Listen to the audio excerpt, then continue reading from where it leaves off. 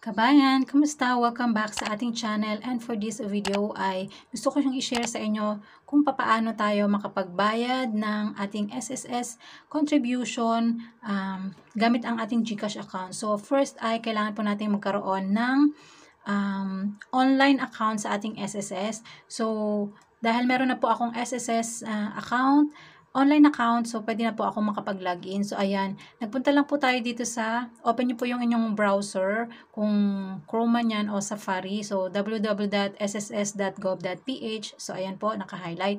And then, ito po yung lalabas na website nila. So ito po yung legit na website. And then, may makikita kayo ditong mga ganyan, register, employer, login. And itong arrow na to, click nyo lang yan. And then, makikita nyo dyan kasi member login lang tayo. So, ayan. So, tayo yung member lang. And then, makikita nyo dito, kailangan natin mag-login sa ating account gamit ang ating user ID at saka password. So, kaya kailangan po ay meron tayong online account para tayo ay makapag-generate ng PRN. So, ikakat ko lang po muna para ako ay makapag-login. So, ayan guys, nakapag-login na ako at meron kayong makikita dito member surveys consent. So, pwede nyo pong i-close yan or pwede nyo pong i-scroll down and then click nyo yung maybe next time or click nyo lang tong close. So, ayan, nandito na po ako sa aking account and ayan, makikita nyo meron akong 4,900 messages notification. So, i-close ko lang yan. And then, para po tayo ay makapag-generate ng ating payment, reference number or yung tinatawag na PRN para tayo ay makapagbayad ng ating contribution sa ating GCash. So, click nyo lang po yan. Then, may lalabas na contribution. And then, may makikita kayong PRN payments. Diyan yung makikita kung ano yung mga nabayaran nyo na. And then, dahil nga mag-generate pa lang tayo, so click natin itong generate PRN. So, ayan.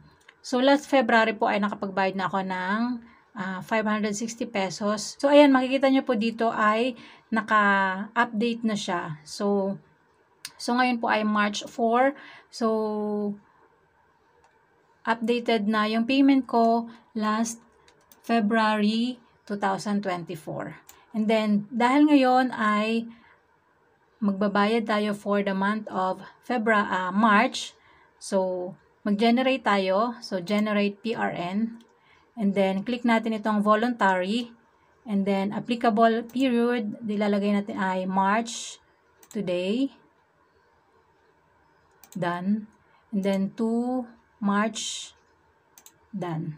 So, March 2024, yung from and to, and then, yung select payment, premium.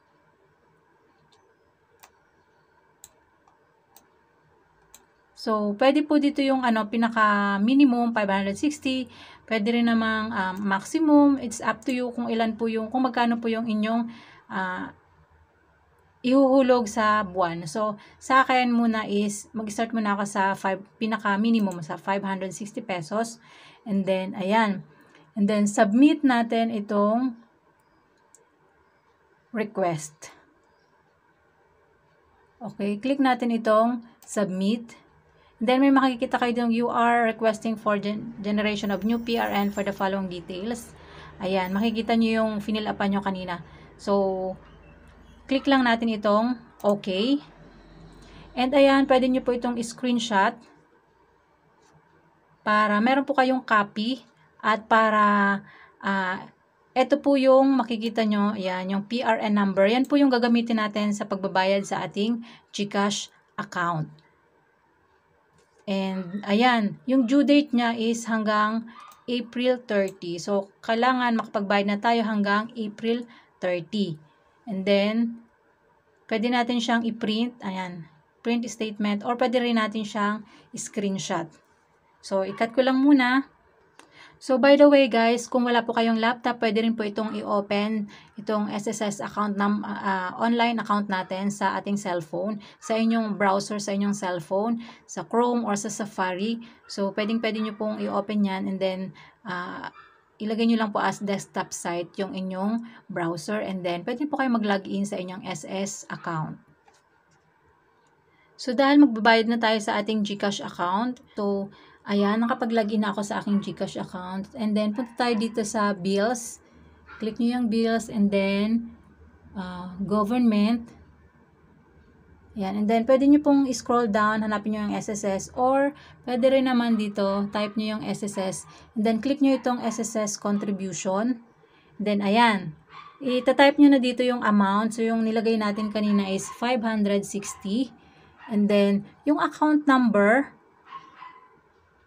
yung account type po, sorry. Ayan, PRN. And then, yung PRN number, yung payment reference number, yun yung kaninang generate nating numbers from SSS account natin. So, ita-type ko lang siya. And then, yung payer type, ayan, voluntary natin. Dahil voluntary yung ating account. And then, yung email address, optional po yan. Pero, mas okay po na maglagay tayo ng email address para yung resibo po ay isasend dito sa ating email address na i-enter dito. So, wait lang po at itatype ko lang po.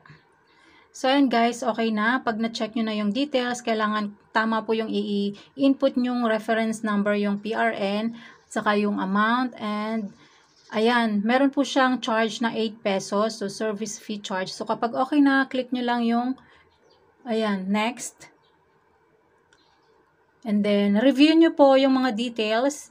Ayan, bago nyo i-confirm. So, dito po sa taas, click natin itong confirm kapag okay na.